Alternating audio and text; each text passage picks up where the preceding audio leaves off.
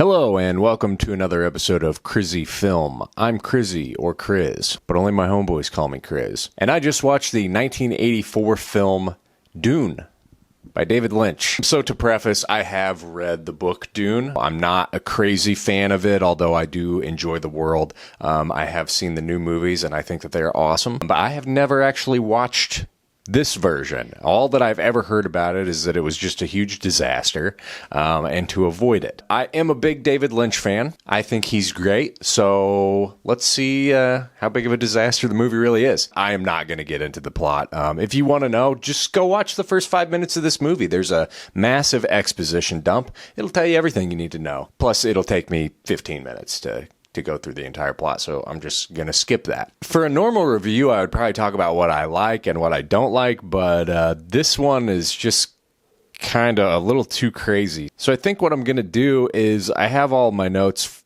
from when I watched it, and I'm just going to go through these and talk about each one of them. So we'll just start from the beginning and go. Right off the bat, music by Toto.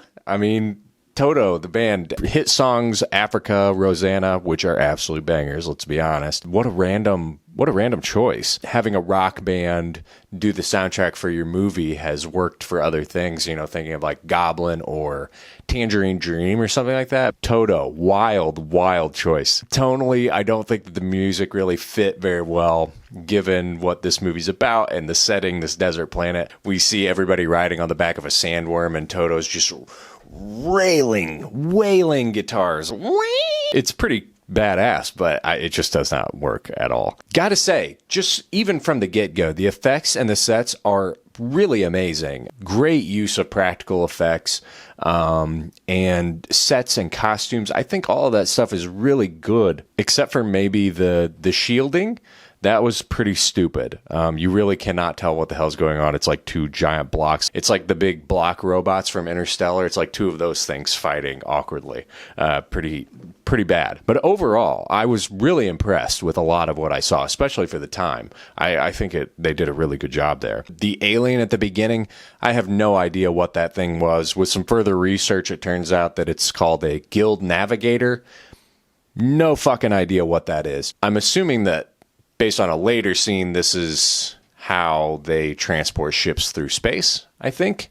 But, with the Navigator title, I would assume that that's what that is. I don't know, though. That thing was so wild. The tank that it's in looked crazy, even though it did kind of look like a butthole with a mouth. But I still thought that it was really cool, really inventive and creative. Patrick Stewart is Gurney. I did not know he was in this movie. I didn't do a whole lot of research on this before I watched it. That was a pleasant surprise to see him. Again, like I said, massive exposition dump in like the first 5 to 10 minutes. This movie's clearly adapted, for fans of the book and not the average moviegoer, because I just don't know how anyone could follow this information unless you knew about it prior. It's a lot to take in. And, great effects, great costumes and sets aside, it's still just such a goofy feeling movie. The acting is really stiff, and just the way that they go about, unfolding events and stuff like that, it just feels off and wonky. This doesn't feel like a big blockbuster movie. It feels like some crappy sci-fi B movie, down to hovering objects. Like they'll just kind of they don't hover smoothly. They wobble side to side and stuff.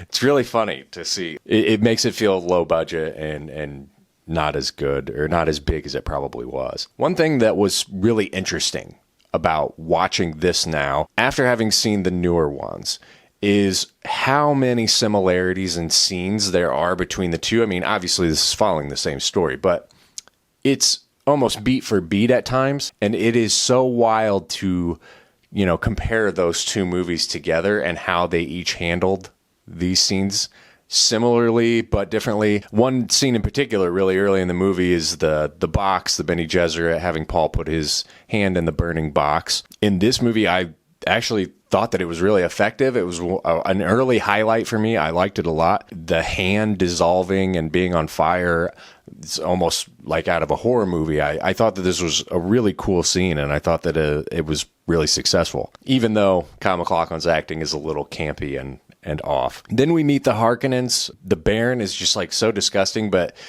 in every scene that they're in is just so ramped up to 11 when he starts flying around. As the movie kept going, though, the Harkonnens, like the scenes that he's in are like, they became my favorites. That guy is just going for it. There's some of the most entertaining scenes in the whole movie. I have here, up to this point, it doesn't feel like a David Lynch film, but the man is who he is. This is when we get the flying guild navigator butthole monster zooming around, shooting lava out of its butthole mouth, making absolutely no sense. The effects are terrible in this. It just looks insane. And then on top of that, we get shots of this premature fetus from Paul's mother being pregnant with his sister, and those are very David Lynch shots. He can't help himself. The ornithopter design, fucking terrible. It makes it feel like a B movie again because of how just uninspired that ornithopter looks.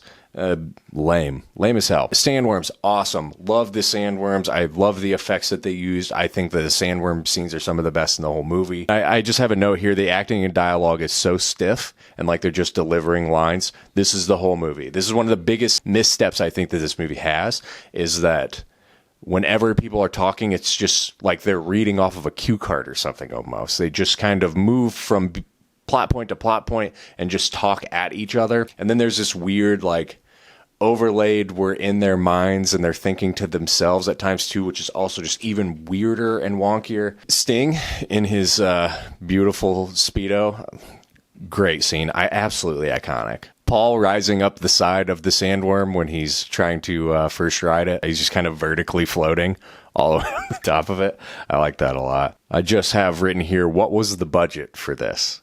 I still don't know. I'll post it in here. Patrick Stewart with a skullet. Fuck yeah. When Gurney shows up later, we get Patrick Stewart with a skullet.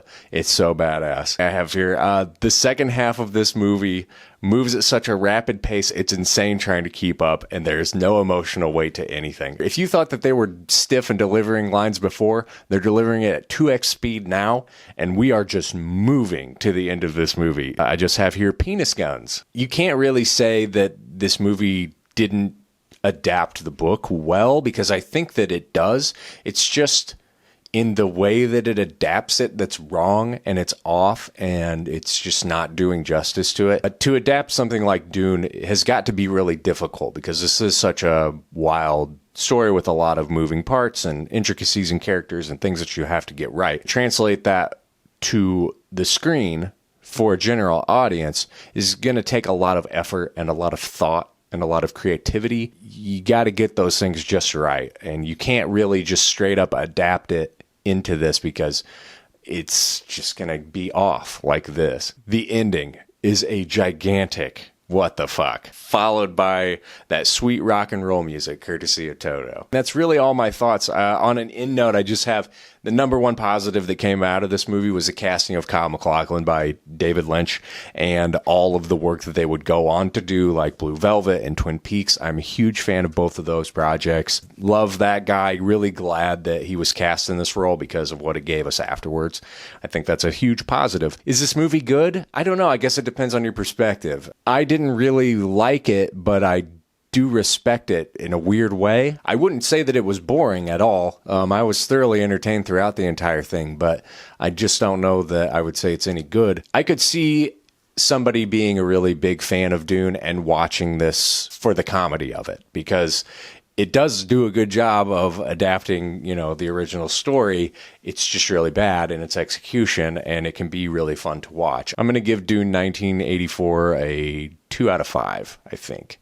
And I think I'm being generous with that. I do think that there's a lot to admire about this. I think that there was a lot of effort put into it, especially when it comes to the effects and the sets. But it just falls flat on pretty much everything else. It's still pretty funny. I think it has its merits.